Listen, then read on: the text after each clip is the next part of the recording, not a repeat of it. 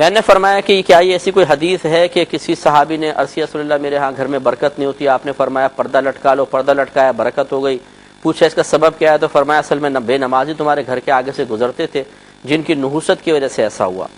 اب اس سے یہ پوچھا جائے، یہ پہلی بات تو یہ کہ حدیث کی کوئی اصل نہیں ہوگی، انشاءاللہ کوئی بھی نہیں ہوگی اور نہ کوئی پیش کر سکتا ہے. اب اس شخص سے یہ پوچھے جو یہ بیان کر رہا ہے کہ یہ بتاؤ وہ کون لوگ تھے جو زمانہ نبوی میں نبی کریم صلی اللہ علیہ وسلم کی موجودگی کے باوجود نماز قضا کر رہے تھے.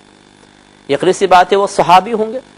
کہ آپ نے ان کو مسلمان بھی مانا اور پھر ان کی نماز قضا کرنے کا حکم آپ بیان کر رہے ہیں. جو بھی شخص یہ حدیث بیان کر رہا ہے تو سوچئے کہ اس نے صحابہ کرام کو بے نمازی ثابت کر کے انہیں گناہ کبیرہ کا مرتکب بھی ثابت کر دیا اور پھر نبی کریم کی طرف سے ان کو منحوس کہلوایا گیا کہ جو منحوس ہیں کہ وہ سامنے سے گزرتے نماز نہیں پڑھتے ہیں. کیونکہ اگر منافق ہوتے تو وہ تو کافر تھے،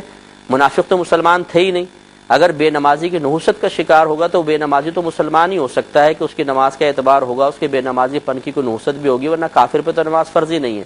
تو لہٰذا اس قسم کی جھوٹی روایات کو ذرا عقلی لحاظ سے بھی سوچ لیا کریں، غور کر لیا کریں کہ اس کی کوئی اصل ہوگی کہ نہیں ہوگی. لوگوں کو نماز کی طرف مائل کرنا بہت اچھی بات ہے، لیکن ہم نے یہ دیکھا ہے کہ بعض علم کی کمی کے شکار تبلیغ کے شوقین حضرات ایسے ہوتے ہیں جو اسی قسم کی پراسرار قسم کی روایات الٹی سیدھی کتابوں سے جمع کر کے اور لوگوں کے سامنے بیان کر کے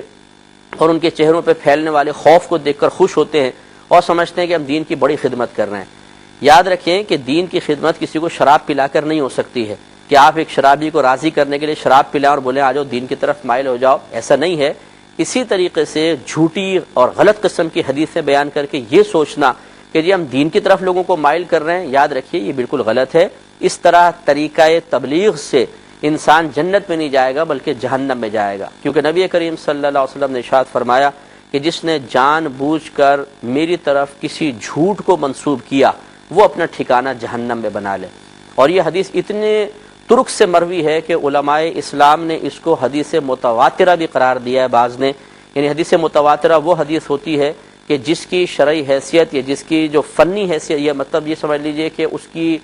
جو معیار کی حیثیت ہوتی ہے وہ قرآن کی آیت کی طرح ہوتی ہے کہ جیسے قرآن کی آیت کا انکار کرنا کفر ہے، حدیث متواترہ کا انکار کرنا بھی کفر لکھا ہے. تو یہ حدیث اتنی زیادہ تواتر کے ساتھ منقول ہے کہ نبی کریم نے فرمایا جس نے مجھ پر جان بوجھ کے جھوٹ منسوب کیا اور اپنا ٹھکانہ جہنم میں بنا لے. اور یہ مطلق ہے، چاہے تبلیغ کے لیے کریں چاہے ویسے کریں، نہیں کر سکتے، احتیاط کریں. ایک مختصر سا بریک لیں گے.